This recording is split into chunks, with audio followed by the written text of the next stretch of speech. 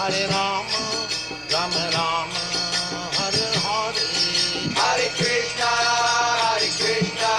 Krishna Krishna, Hare Hare, Hare Rama, Rama Rama, Hare Hare, Hare Krishna, Krishna Krishna, Hare Hare, Hare Rama, Rama Rama, Hare Hare, Hare Krishna, Krishna Krishna, Hare Hare, Hare Rama, Rama Rama, Hare Hare, Hare Krishna, Krishna Krishna, Hare Hare, Hare Rama, Rama Rama, Hare Hare, Hare Krishna, Krishna Krishna, Hare Hare, Hare Rama, Rama Rama, Hare Hare, Hare Krishna, Krishna Krishna, Hare Hare, Hare Rama, Rama Rama, Hare Hare, Hare Krishna, Krishna Krishna, Hare Hare, Hare Rama, Rama Rama, Hare Hare, Hare Krishna, Krishna Krishna, Hare Hare, Hare Rama, Rama Rama, Hare Hare, Hare Krishna, Krishna Krishna, Hare Hare, Hare Rama, Rama Rama, Hare Hare, Hare Krishna, Krishna Krishna, Hare Hare, Hare Rama, Rama Rama, Hare Hare, Hare Krishna, Krishna Krishna, Hare Hare, Hare Rama, Rama Rama, Hare Hare, Hare Krishna,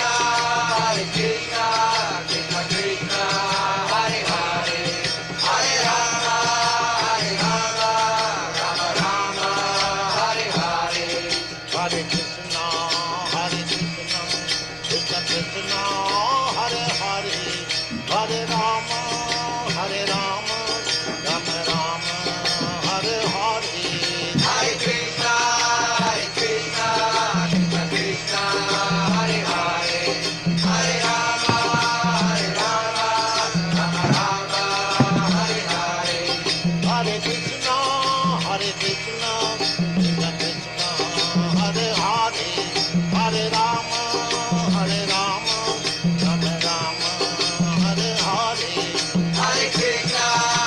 Krishna, Krishna Krishna, Hare Hare, Hare Rama, Rama Rama, Hare Hare, Hare Krishna, Krishna Krishna, Hare Hare, Hare Rama, Rama Rama, Hare Hare, Hare Krishna, Krishna Krishna, Hare Hare, Hare Rama, Rama Rama, Hare Hare. Hare Krishna, dear devotees, please accept our humble obeisances. All glories to the Spirit of power of God. Welcome to this morning's Srimad Bhagavatam class. It's taken this morning from Canto 2, which is entitled The Cosmic Manifestation, Chapter 7, Scheduled Incarnations with Specific Functions. And this morning is text 25.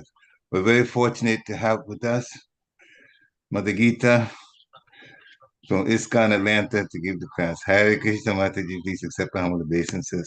All glories to Srila Prabhupada. Hare Krishna, please accept my humble obeisances. All glories to Srila Prabhupada. Okay, and it's all yours.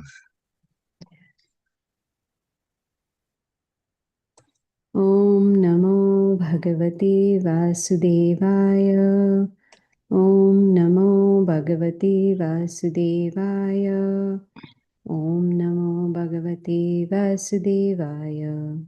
Narayanam Namaskritya Naram Chaiva Narottamam Devim Saraswatim Vyasam Tato Jayamudirayet. Nashtaprayeshu abhadreshu nityam bhagavata sevaya Bhagavati Uttama Shloke Bhaktir Bhavati Naishtiki. Verse number 25. vakṣaḥ-sthala-sparśa-rugna-mahendra-vāha dantair viḍambita-kakubjuṣa ūḍha-hāsam sadyo subhiḥ saha vineṣyati dāra-hartur visphūrjitair dhanuṣa uccarato dhisainye. vakṣaḥ-sthala, chest, sparsha, touched by, rugna, broken, Indra, the king of heaven, Vāha, the conveyor, dantair, by the trunk, viḍambita, illuminated, kakubjuṣa, all directions thus being served, ūḍha-hāsam, overtaken by laughter, sadyo, within no time, subhiḥ, by the life, saha, along with, vineṣyati, was killed, dāra-hartur, of the one who kidnapped the wife, visphūrjitair, by the tingling of the bow, dhanuṣa, bow, uccarato, strolling fast, dhisainye, in the midst of the fighting soldiers of both sides. Translation and purport by Srila Prabhupada. Srila Prabhupada ki jai. When Rāvaṇa was engaged in the battle, the trunk of the elephant which carried the king of heaven, Indra, broke in pieces, having collided with the chest of Rāvaṇa, and the scattered broken parts illuminated all directions. Rāvaṇa therefore felt proud of his prowess and began to loiter in the midst of the fighting soldiers, thinking himself the conqueror of all directions. But his laughter, overtaken by joy, along with his very air of life, suddenly ceased with the tingling sound of the bow of Rāmacandra, the personality of Godhead. Purport. However powerful a living being may be, when he is condemned by God, no one can save him. And similarly, however weak one may be, if he is protected by the Lord, no one can annihilate him. Om Ajnana-timirandasya Jnananjana-shalakaya Chakshurunmilitam Yena Tasmai Shri Gurave Namaha. Translation once again. When Rāvaṇa was engaged in the battle, the trunk of the elephant which carried the king of heaven, Indra, broke in pieces, having collided with the chest of Rāvaṇa, and the scattered broken parts illuminated all directions. Rāvaṇa therefore felt proud of his prowess and began to loiter in the midst of the fighting soldiers, thinking himself the conqueror of all directions. But his laughter, overtaken by joy, along with his very air of life, suddenly ceased with the tingling sound of the bow of Rāmacandra, the personality of Godhead. A very powerful verse indeed. So, Srila Prabhupada makes it very clear that however powerful one may be, no one can save that person if Krishna does not protect. There's a very nice mantra, Rakhe Krishna Marike, Mare Krishna Rakhe Ke. Whomsoever Krishna wants to kill, no one can protect. And whomsoever Krishna wants to protect, no one can kill. So here in this verse, there is talk about Lord Rāmacandra and also Rāvaṇa. Lord Rāmacandra was an ideal king, ideal son, ideal husband, ideal father. So here there are only 3 verses talking about Lord Rāmacandra. You see, in just a few verses, Lord Brahma is explaining how Lord Krishna appears in different forms for different reasons, right? So this verse that we read today is about Krishna coming as Lord Rāmacandra. Later on, we will see that Parikshit Maharaj, he will ask Sukadeva Goswami to elaborate more on the pastime of Lord Rāmacandra, and that we will hear later on in another canto.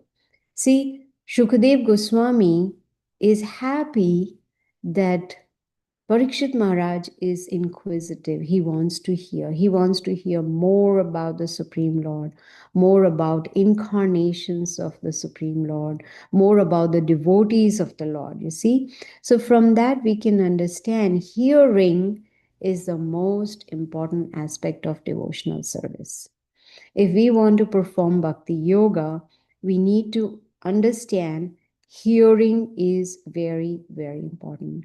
In fact, in the beginning of Srimad Bhagavatam, there is a qualification given. Those who want to hear Srimad Bhagavatam, they need to be qualified. And what is that qualification? One has to be very attentive. To hear Srimad Bhagavatam, one has to be very attentive. Unless we are attentive, how can we progress spiritually, right?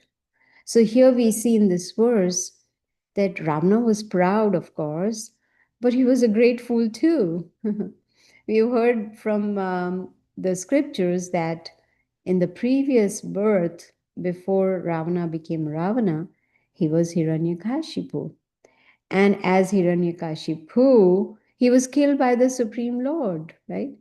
But he didn't learn his lesson.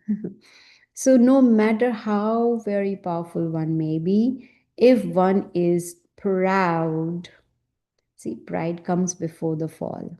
So first comes pride, then comes the fall. So we need to check ourselves to make sure that we do not have pride in our hearts. That's an anartha, unwanted thing. So no matter how very powerful one may be, like Ravana, right? But no one can protect because the Supreme Lord Rāmacandra wanted to kill him. So how can he be protected? No. So this verse is talking about Indra fighting with Ravana. And Indra was on his elephant, Airavat. And he was holding his thunderbolt also. He was there to fight. And when I was reading this, I was thinking, what was Indra thinking? Didn't he know how powerful Ravana is and he went to fight him? Now, Indra is in charge of the clouds, but he was defeated by Ravana.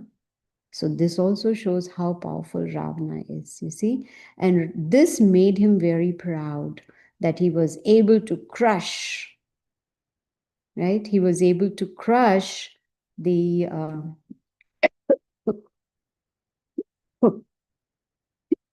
excuse me, he was able to crush the trunk of the elephant Airavat, right? So this shows how very powerful Ram, just by hitting the chest of Ravana, broke into pieces. Now it is mentioned that Ravana, he had gone to Sutala-lok to meet Bali Maharaj. And we know that the gatekeeper of Bali Maharaj is the Supreme Lord himself in the form of Vamanadev.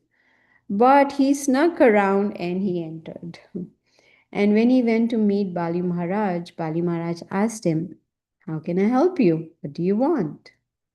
Bali Maharaj said, "I'm an old man now. I will donate anything you want." So there was a huge jewel in the room with lots of jewels on them. And Ravana, he tried to pick up that jewel. See, he wanted that big jewel. He wanted to pick it up, but he could not. Bali Maharaj said, "You are such a fool. Do you know in your previous life, you were Hiranyakashipu, and when the Supreme Lord in the form of Nrsimha-dev had killed you, your earring had fallen on the ground. This is your earring from previous birth." He couldn't pick up his own earring, and he thought he was so powerful. And he was proud of his power, right? But Lord Rāmacandra, Bali Maharaj said, I'm not sure if Bali Maharaj said, but Prabhupada mentions that Lord Rāmacandra is more powerful than Lord Nrsimha-dev. So, how can he even think of killing Lord Rama? That's what Ravana thought. I can kill anybody. I'm the I'm the emperor of the entire creation. I am the most powerful. There's no one more who has more power than I do. So I can kill this young man who calls himself Rāmacandra. I can kill him very easily. How could he even think like that? Demons are foolish. In the Bhagavad Gita, chapter 16, verse 4, Krishna talks about this to Arjuna. He says, pride, arrogance, conceit, anger, harshness, ignorance, all these are demoniac qualities. And we can see all this was there in Ravana. Very arrogant. And he used to get angry so often, right? And all this was because he was ignorant. He didn't have knowledge. So all these qualities we can find in Ravana. So when he was fighting Indra, he felt super powerful because he could see that when Airavat, the elephant's, trunk hit the chest of Ravana, it broke into so many pieces. And then, as the verse says, he started thinking himself the conqueror of all directions. When he understood Lord Ramachandra's arrow was about to kill him, that's when he really got very scared. It is said that Ravana, one time he went to Mount Kailash. He went there and he thought he was so powerful that he tried to uproot Kailash. What a thought. I would say, what a foolish thought. But when Lord Shiva saw that he's trying to uproot Kailash, Lord Shiva smashed his hand just by touching his pinky toe. He pressed the pinky toe on Kailash, and that completely smashed Ravana's hand. Because Lord Shiva is like thinking, this is not happening. You cannot uproot. And when the hand was smashed, Ravana cried because it was unbearable pain. Actually, the name of Ravana means he makes others cry. But here he himself is crying. Then he went, and it is said for 100,000 celestial years he prayed to Lord Shiva. And Lord Shiva was pleased with his worship and gave him a boon. What was the boon? He will be very, very strong, but not more than the Supreme Lord. But being demoniac in nature, Ravana thought, he can kill Supreme Lord just like that. It's very easy. So from this we can learn, just like in the Bhagavad Gita, Krishna gives us knowledge about divine and demoniac natures. So from this, we need to actually study this chapter thoroughly and contemplate on which qualities do we have. Do we have divine or demoniac qualities? If we have any of those demoniac qualities, then we need to make sure they are removed from our hearts. And as mentioned in chapter 16, Krishna says pride, arrogance, conceit, anger, harshness, ignorance, all these are demoniac qualities. So if we identify them in our hearts, then we need to remove them. Now the mind can play a trick on us. Mind will say, you have all the divine qualities in the world. You have no demoniac qualities at all. Not to listen to the mind. If we are not sure, then we can confide in advanced devotees and inquire from them to see, do we have those demoniac qualities? Because it's important to remove them. And Prabhupada says an easiest way to cleanse the heart of anarthas is attentive chanting. That's the easiest method. This morning while I was chanting, I was trying to remember, attentive, If I notice my mind is going here, oh no, bring it back. Attentive chanting, very, very important. And Prabhupada says 99% of our bhakti depends on attentive chanting, because once we chant attentively, everything else will fall in place. We don't have to worry at all. Now, this verse is talking about the tingling sound of Lord Rāmacandра's bow. This is another metaphor used when Arjuna, when he was blowing his conch shell on the battlefield of Kurukshetra, that just that blowing of that conch shell actually pierced the heart of people on the other side who had come to fight him. And just by hearing that sound of conch shell, so very powerful, of course, Krishna also blew his conch shell, so that made the enemies understand they will be defeated for sure.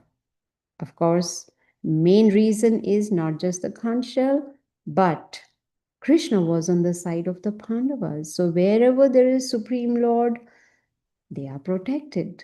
Everybody is protected. If Krishna is on our side, we are protected. So this metaphor that is used is to show how powerful Lord Rāmacandra is, how powerful is his bow. Just that tingling sound made Ravana afraid.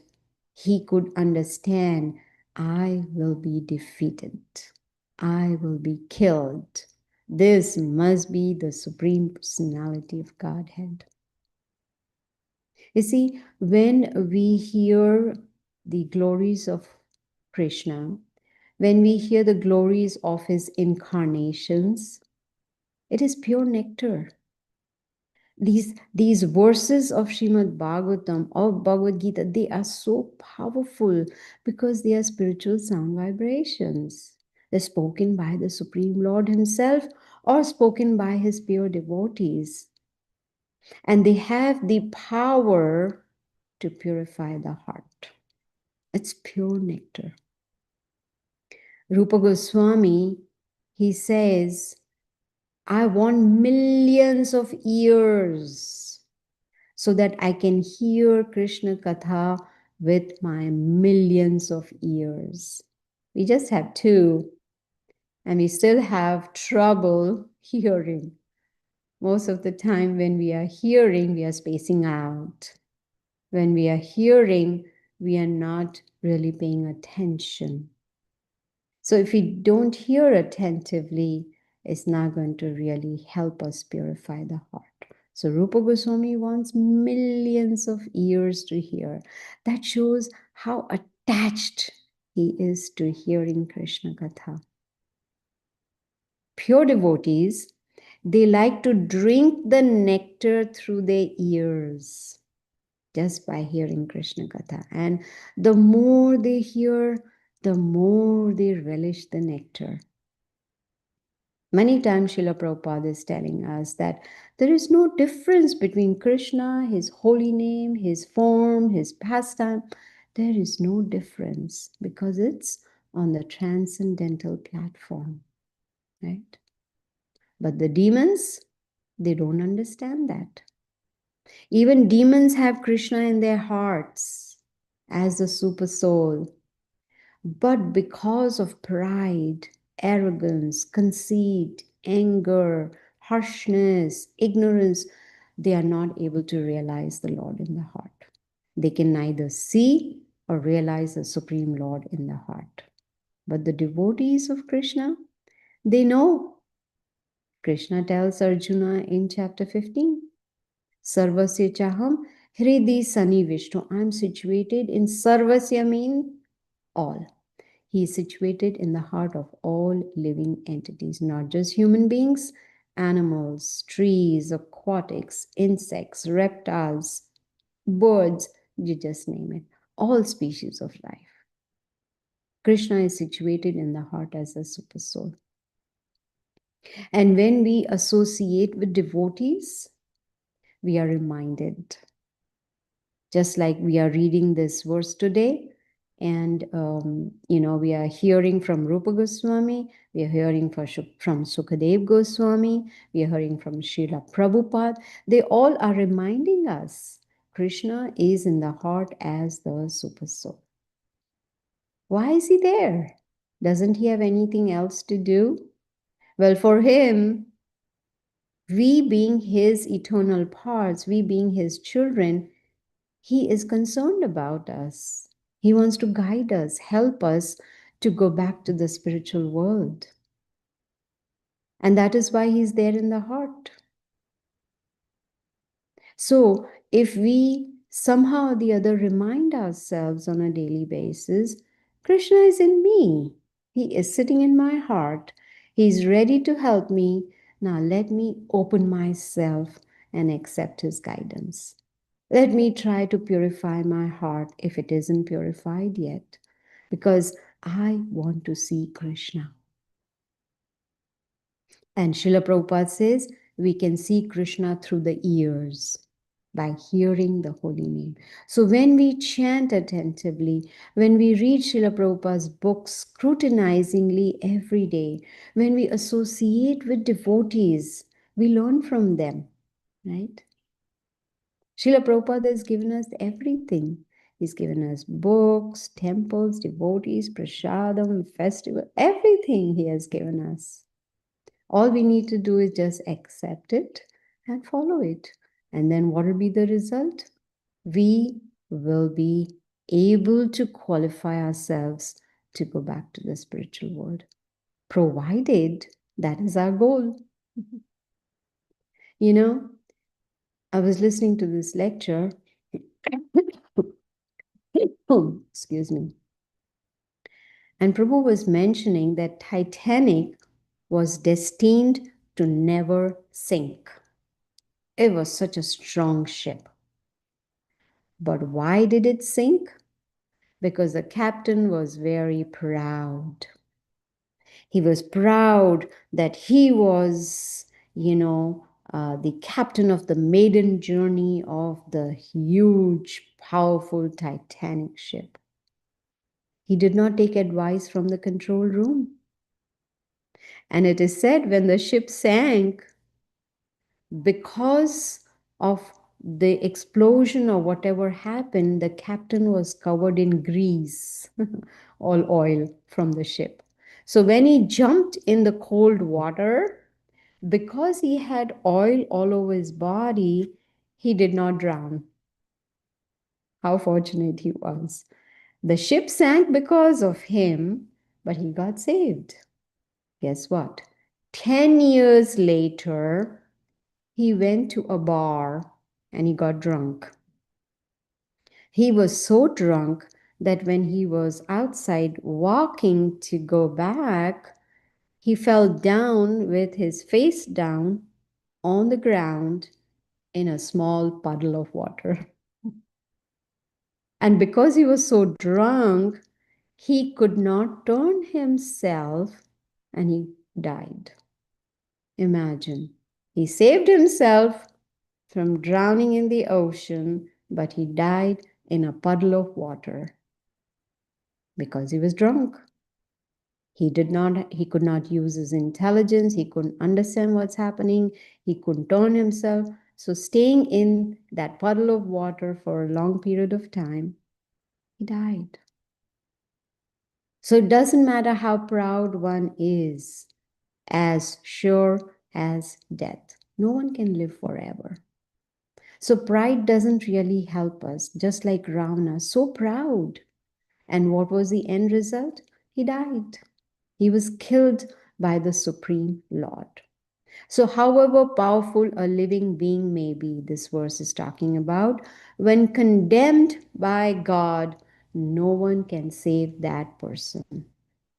On the other hand, Srila Prabhupada explains, however weak one may be, if one is protected by the Supreme Lord, no one can annihilate him. No one can do any harm. No one can kill that person. Rakhe Krishna mare Krishna rakhe ke. Whomsoever Krishna wants to protect, no one can kill. And whomsoever Krishna wants to kill, no one can protect. So just like in Bhagavad Gita, Krishna tells Arjuna, Name bhaktya pranashyati, my devotee will never perish. There is a guarantee given by the Supreme Lord. So if we want protection, it is available. Krishna is ready to give protection. Are we ready to take it? Another question is, are we qualified to take that protection? Most people in this world, they want to enjoy without Krishna. They want to have fun. They want to satisfy their senses. They want to go here, there, get this, get that, just wanting to enjoy the body. And unfortunately, they are looking for happiness in the wrong place. Krishna tells Arjuna, this material world, dukkhalayam ashashvatam.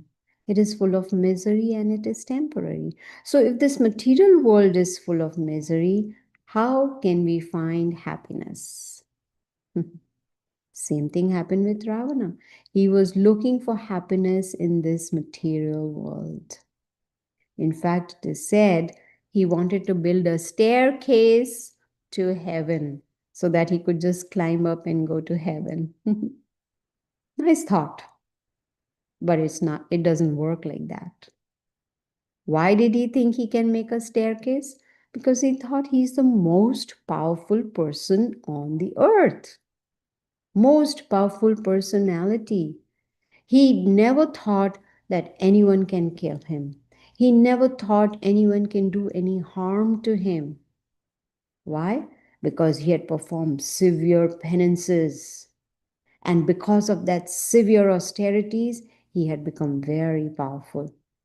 But of what use is all that power which is temporary? As soon as he died, all his power was gone. Everything gone. You see? So what is the use of accumulating power in this material world if that power cannot save us from death? Nothing can save us from death. Nobody can save us from death except the Supreme Lord. Only the Supreme Lord can save us. And as Bhagavad Gita says, as sure as death, which means this material body is going to die. It cannot live forever. Dehino asmin yatha dehe kaumaram yauvanam jara tatha dehantara praptir. After the death, the soul is going to leave the body and go on to the next body. So here we see Ravana. He was powerful, but that could not save him from the arrow of Lord Rāmacandra. Why? Because Krishna is the ultimate authority. Not a blade of grass moves without the sanction of the Supreme Lord. And the verse is talking about Ravana's life seized with the bow of Lord Rāmacandra. Just that tingling sound, just that one arrow going and hitting Ravana, finished.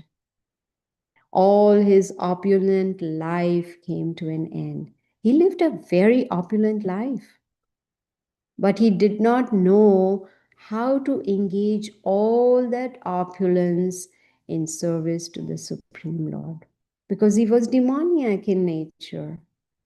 And the worst part is he was very proud. He considered himself very powerful, emperor of the whole creation, and no one can kill him. He's going to live forever. That was his mentality. So when the Supreme Lord has given us any opulence, we should try to use it in service of the Supreme Lord Krishna. Because everything belongs to him anyway. So when we take what belongs to him and offer it back to him, that is very pleasing. Srila Prabhupada gives the example of a child, wants to give candy to or a gift to his father, Where does the money come from? From the father, right? He gets the money from father, he buys the gift and he gives it to the father. The father is very pleased. Why? Because the child is giving. The child has that emotion of affection for the father. So father is very pleased, even though the money belongs to the father. But he appreciates the sentiment of the child. Same as with Krishna, everything belongs to him. We just buy whatever it is, offer it back to him. It belongs to him. But Ravana did not think that way at all. He thought everything belongs to me. I am the Supreme Lord. He only wanted to enjoy his senses. But the devotees, they know that everything should be engaged in the service of the Lord. All our activities, if somehow or the other we can dovetail them in Krishna's service, that is perfection of life. And when we do that, then all the contamination from the heart will be removed. Instead of thinking, I want to enjoy this and that, use it in service of Krishna. Ravana, he wanted to enjoy Sita without Ram, right? Lakshmi comes with Narayan. We cannot have Lakshmi without Narayan. We cannot, Ravana, how could he even think that he can have Sita without Ram?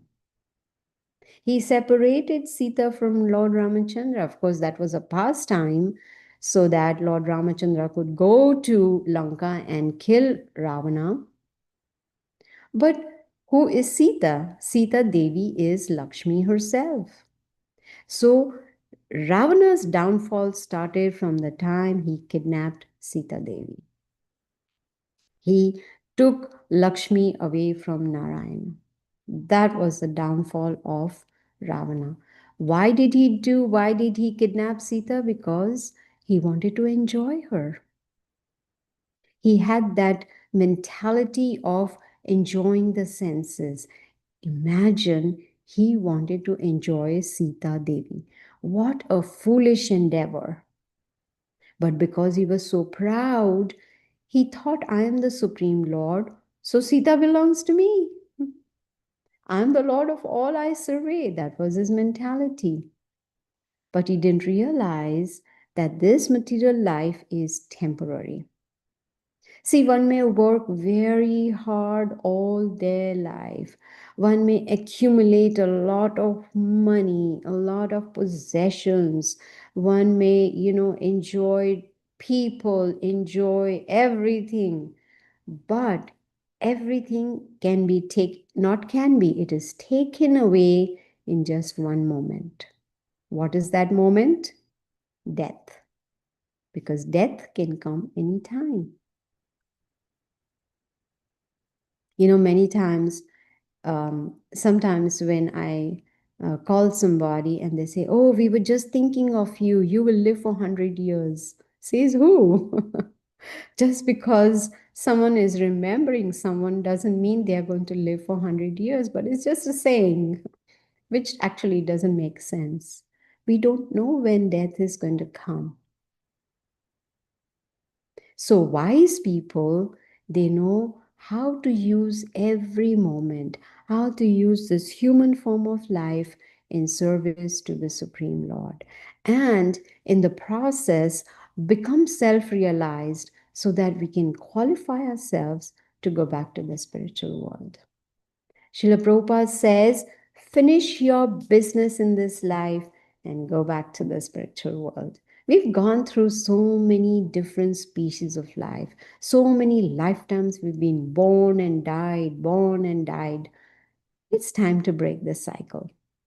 So the wise people, they work hard to break this cycle. And we are the most fortunate. We are fortunate because right now we are hearing Krishna Katha. Right now we are hearing Srimad Bhagavatam, which is so rare, right? Manushyanam sahasreshu kaschid yatati siddhai. Out of thousands, hardly one will try for perfection. So out of thousands, we are just a handful who are hearing Krishna Katha. You see? So when we have this opportunity, this golden opportunity, then we should take advantage of that completely. See, when we are, say, supposing we are doing some business, and somebody tells us, if you do this, you'll earn a lot of money. Will we take that advice? Probably yes. Why? Because the goal is to make more money. So if our goal is to become fully Krishna conscious, then we take the advice of Srimad Bhagavatam. Now that we have this golden opportunity to perform bhakti, then why not? If we waste this opportunity, we have no guarantee we will get another one. In fact, Prabhupada says there's no guarantee we will be born as a human being in the next life. So whatever opportunities we get to perform bhakti, we should take that up. You see, whatever we accumulate in this material world, we have to leave behind at the time of death. We cannot even take our American Express card next life. We cannot even take our degrees that we have, earned by going through school, college, whatever. We cannot take anything. We have to leave behind everything. We cannot even take this body with us. We have to leave this body behind. We are so attached to this body, even though we don't want to give it up, but we'll have to leave this behind too. A king had 4 wives, and he came to know that he was about to die. So he went to his wives to see if they can come with him after death. 4th wife, 3rd wife, 2nd wife, they all refused. But the 1st wife said, yes, I will come with you. Now 4th wife is this body, cannot come with us. 3rd wife is the wealth, all the opulence that we've collected, cannot go with us. 2nd wife is all the relatives that we have. We cannot take them with us. But the 1st wife is bhakti, devotional service, all the piety that we have earned by performing devotional service, that we can take with us to the next life. So what do we learn from this story? We need to perform more and more bhakti, right? We need to fill up our spiritual bank balance. Sure, if you want to fill up material bank balance, that's okay. But on the side, simultaneously, we need to fill up our spiritual bank balance as well.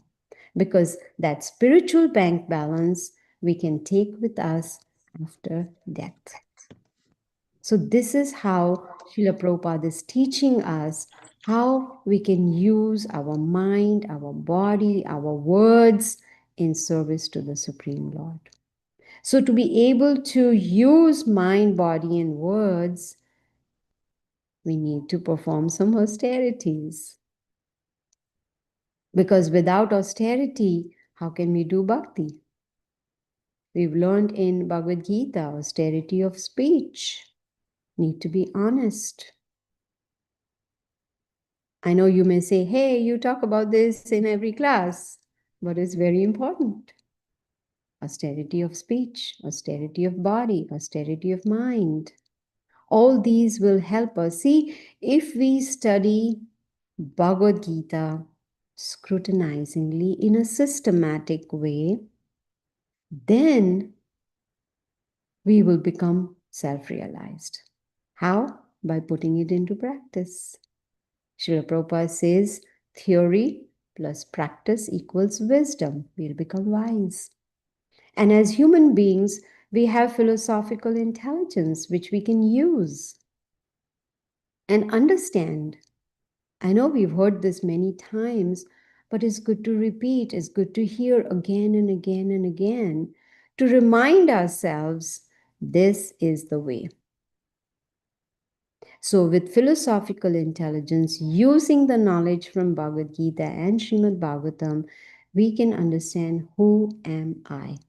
Not this body, but the spirit soul. And this way, we will also understand by taking on knowledge that I am eternal, the spirit soul is eternal, and Jivera Swaruphoy Krishnera Nityadas, that I am the eternal servant of Krishna. With this knowledge, we will also understand the goal of human form of life. That we use this philosophical intelligence and understand I need to break this cycle of suffering. What is the suffering? Birth, disease, old age, and death. We've just been going round and round and round. So we need to break this cycle. So by hearing Bhagavad Gita, by hearing Srimad Bhagavatam, we get the knowledge. And if we hear this in association of devotees, that is like cherry on the cake. Because then we really understand what is the Supreme Lord or his devotees talking about. And Srila Prabhupada's purports make it so much easier for us to understand the verses. So we see here in this verse, Ravana, very, very proud. Proud of his being so powerful, proud of his opulences, proud that no one can defeat him. And he became more proud when he was able to break the trunk of Airavat elephant of Indra into pieces. He became so very proud. And that led to his fall down.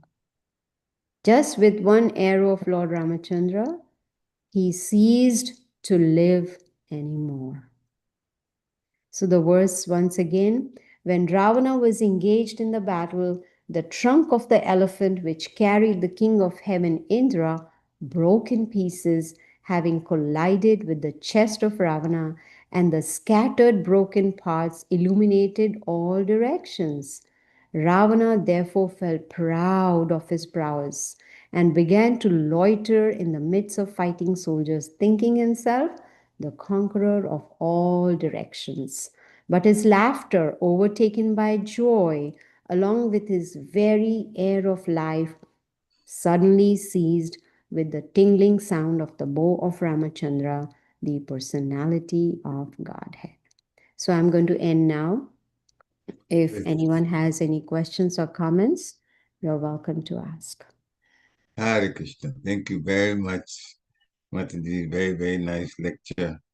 Importance of staying away from pride, just like Ravana did to see what happened to him in the end. And as you started, when Krishna decides to protect, no one can annihilate. And when he decides to be gone, no one can stop that from happening. So definitely we have to come under the protection of Krishna, surrender to him. Devotees, as Mother Gita said, if you want to ask a question, show appreciation, take some, talk about some takeaway, please unmute yourself and do so now. Hare Krishna. Hare Krishna Mataji, please accept my humble obeisances. All glories to Prabhupada. Hare Krishna, please accept my. Thank you, Mataji. Nice lecture, nice instructions. Even though, I mean, a lot of people have pride, lust and anger, but they don't know, they don't know they have it. That's the problem. So it's difficult to understand, if we have pride, But listening to these lectures, probably you have to analyze yourself and see where you stand and try to correct yourself. Nice lecture, Mataji. Thank you. Hare Krishna. Thank you. All glories to Srila Prabhupada. One way we can at least identify a little bit is when we try, when even in the mind, if we criticize a devotee or criticize anybody, then we know we think we are better than them. And that's pride. So criticism is one step away from fall down. So especially devotees. So this is one way, practical way to analyze, or if we think I have such good qualities, I read every day, I chant attentively, I do this. That is pride. Yes, Mataji, and I mean, criticizing, you don't criticize anyone, whether he is a devotee or not, but we don't criticize.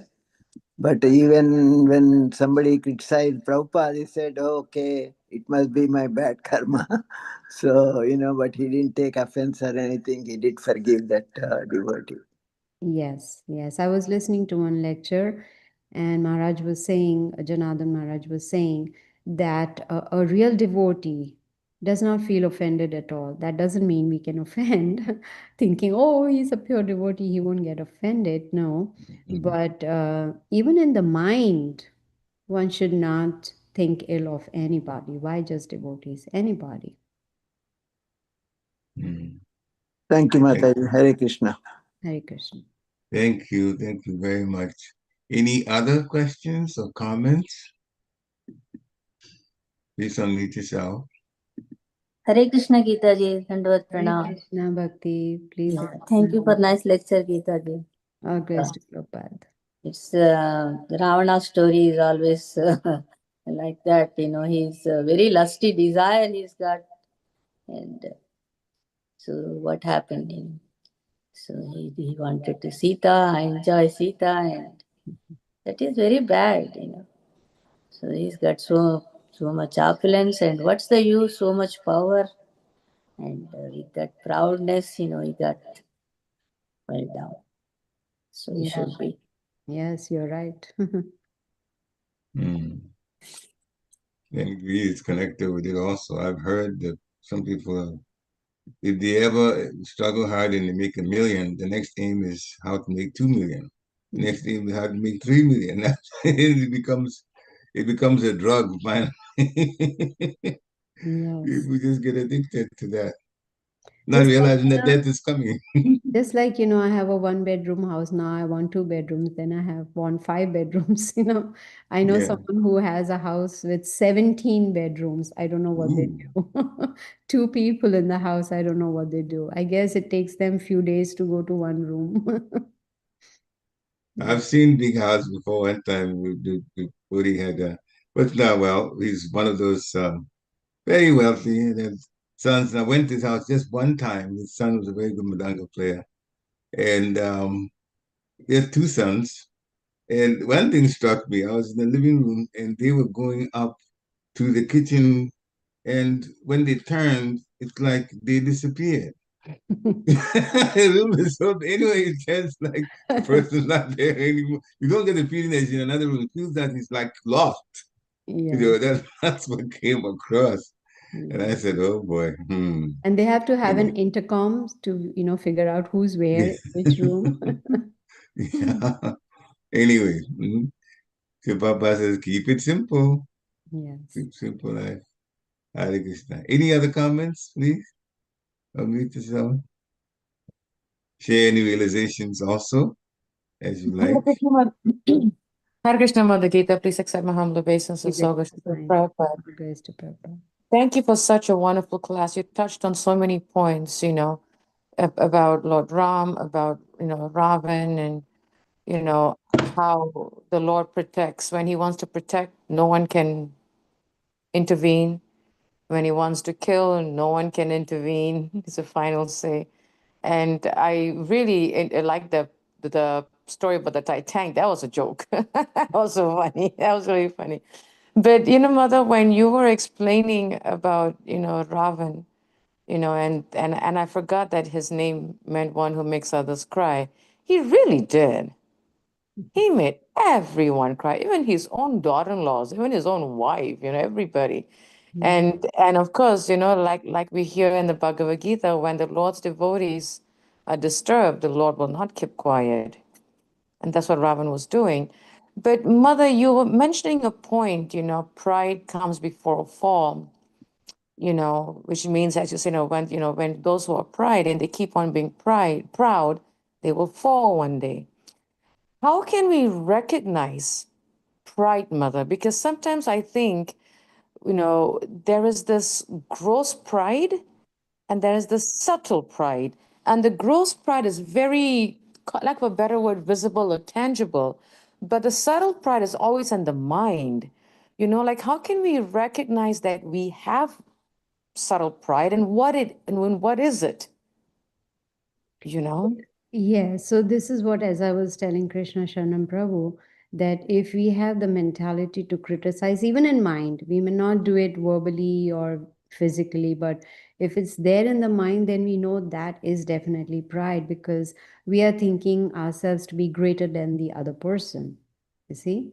Say, for instance, I heard someone doing kirtan, and even though I don't know how to sing, but if my mind thinks, oh, that's not that nice, Kirtan, I think I can do better than that. That itself is pride, you know. So I may be able to sing better, but just the thought, you know, that's where we need to catch ourselves. That is subtle way of pride seeping in, or it's already there in the heart.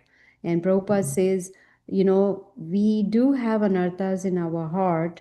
They may be in a small degree or a large degree, but it's there. So if it is not possible for us, for our mind to accept that we have these impurities, then we need to take guidance from advanced devotees and confide in them and say, hey, I was criticizing so and I was thinking of this and that, and then get guidance from them how to. And Prabhupada says attentive chanting will solve all the problems. So we just need to make attentive chanting our goal. That should be our first goal. Then we can think of other goals, you see. So once we do that, and sometimes, you know, devotees ask me, but well, you know, I see so and so doing something wrong, don't you think I should correct that person, you know, before that person falls down? But we need to take a back seat and think, am I an authority? Am I the temple president? Am I a guru? Am I, you know, in a position that I can correct somebody? Then go ahead and talk in a very pleasant and kind way. Austerity of speech.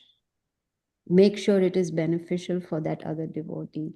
Make sure that it doesn't agitate the mind of that other devotee. So there's so many things we need. And I learned this from Radha Desh.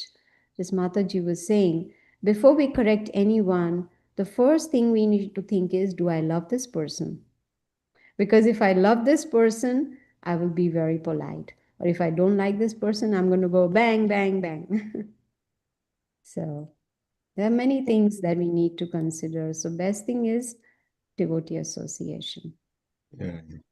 Thank you very much. Thank you Thank you, very much. Mother. Satya Bhuya Priya Bhuya. Speaking positively. Thank you very much. So all the reminders of how things. I could tell one quick story. It's about my own self, from my spiritual master, Bhakti Swami.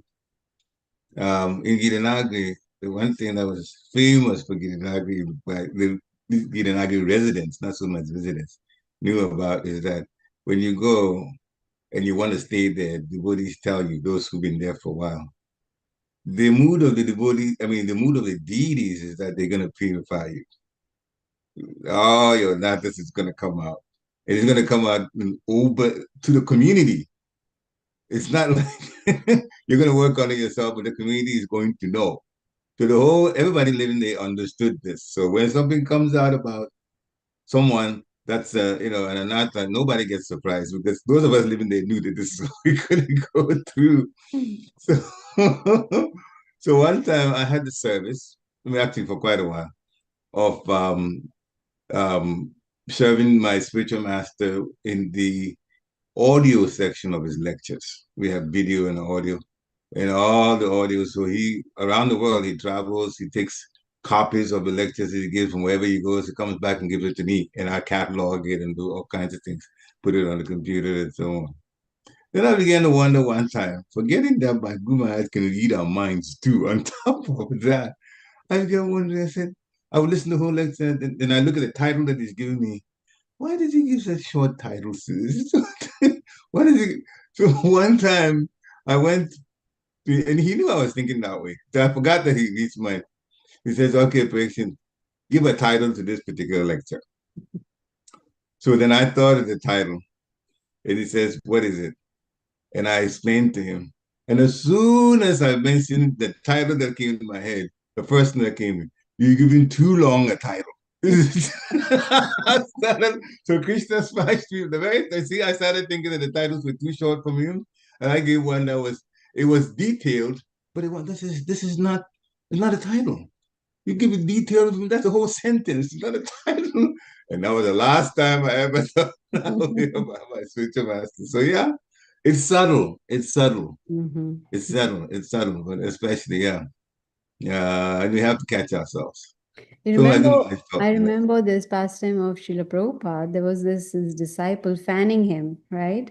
And then, there was a fly that was somewhere around Prabhupada's face, and he couldn't, but previous day he was very proud of, I am such a good person, I can fan Prabhupada so nicely. And Prabhupada told him, you can't even remove one fly. You're not able to even get rid of the fly. So in other words, don't be so proud that you are able to fan me nicely.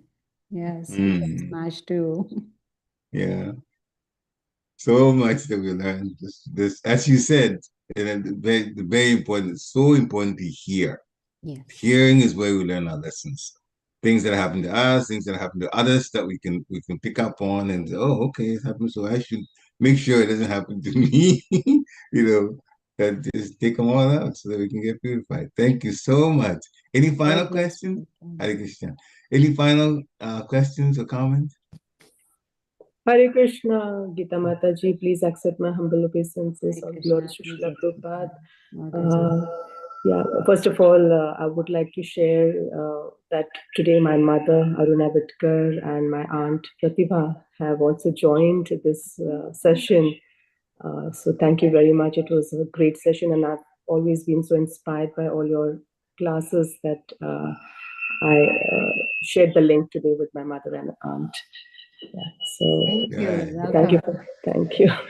And one question always comes to my mind, Mataji, that we say, I mean, I'll speak for myself. I'm not yet even a devotee. So I keep we are like all aspiring to become devotees. I'm myself aspiring to become a devotee. So in that case, I always wonder whether whatever is happening in my life, is it just based on the karmas, or is it okay to think that I'm under the protection of the Lord? Like, how do I understand this, that whether I'm just under the karmas or protection of the Lord? So Srila Prabhupada has talked about this, and he said, anyone who chants the holy name of the Lord, and I know you're chanting every day, so anyone who chants the holy name of the Lord, they come under the protection of the Supreme Lord. It is said that when we approach Krishna by chanting, Krishna takes over our lives. He takes charge of our lives because we are ready to surrender. We are chanting, and we are, in other words, praying to the Lord to please engage us in your service. So Krishna takes over. And Prabhupada says that when we come to Krishna consciousness, our karma still works, but it is reduced a lot. It's reduced a lot. So Krishna just gives us a token of our karma that we actually deserve. So taking shelter of Krishna gives us full protection. Does that make sense? Yes. Thank you so much, Mataji. Yeah, thank you. Dandavat pranam. Hare Krishna.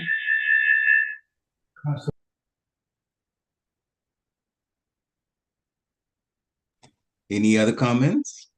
Mother Gita, can you repeat what you just said? I heard the first half, missed the second half because my mind was meditating on the first half of your response. When you said that Prabhupada said that, as one who is chanting, they come under the protection of the Lord. But I missed the part of the karma part, Mother. I heard of the token of what we are suffering, but the karma part I missed out. Yes, so Prabhupada says that he even gives an example. He says that if based on karma, if one is supposed to die in an car accident, we'll get a token of the past karma by just maybe getting, hurt, like a leg broken or hand broken or something like that. So he was explaining that when we come under the protection of the Lord, when we start our journey in Krishna consciousness, then Krishna protects us. He helps us. So he gives us only a token of the karma that we actually deserve to get. So that is what I was talking about. Thank you, Mother. Thank you. All goes to Prabhupada. Hare Krishna. Jai. Any other comments? All right. If not, we just got to the top of the hour. Thank you very much, Mother Gita, for a very wonderful and inspiring class. So much advice and pastimes too. The Ravana's that ring from the previous life, I did not know about that. That was one so that he couldn't even pick up for the next life. Hare Krishna. All right, dear devotees. So beginning of the week, have a wonderful Krishna conscious week. For some of you, holiday from work because of Memorial Day, and take advantage of that, just like we do in Ekadashi, and do some more Krishna conscious activities. Hare Krishna. Vanchakapatarubyascha kripa sindhubhya eva cha patitanam pavanebhyo vaishnavebhyo namo namaha. Hare Srila Krishna. Prabhupada ki Hare Krishna, Mataji. Hare Krishna. Hare Krishna, Mataji. Hare Krishna.